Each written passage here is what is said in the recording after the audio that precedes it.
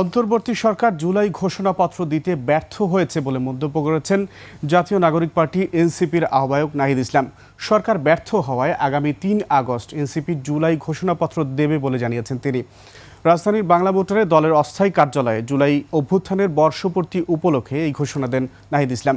তিনি বলেন, জুলাই ঘোষণাপত্র দেওয়ার প্রতিশ্রুতির মেয়াদ শেষ হয়েছে। এখন পর্যন্ত সরকারের পক্ষ থেকে কোনো পদক্ষেপ নেওয়া যায়নি, তাই জুলাই ঘোষণাপত্র ও ইশতেহার দেবে এনসিপি।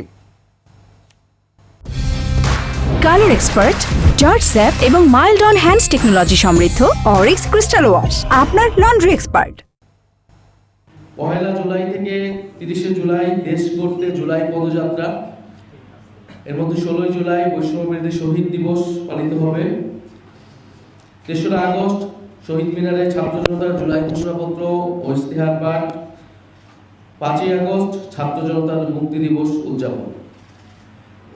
এবং আমাদের এই জুলাই পদযাত্রা বাস্তবায়ন কমিটি গঠিত হয়েছে, যে কমিটির যারা পুরো এই পদযাত্রাটি বা এই পুরো জুলাই মাসের কর্মসূচিটি যারা তত্ত্বাবধান করবেন, বাস্তবায়ন করতে কাজ করবেন, এনসিপির পক্ষ থেকে জুলাই পদযাত্রা বাস্তবায়ন কমিটির আহ্বায়ক হিসেবে দায়িত্ব পালন করবেন আমাদের জাতীয় নাগরিক পার্টির উত্তরাঞ্চলের মুখ্য সংগঠক সার্জিস আলম, এবং সদস্য সচিব হিসেবে দায়িত্ব পালন করবেন জাতীয় নাগরিক পার্টি এনসিপির যুগ্ম আহ্বায়ক অনিক রায়।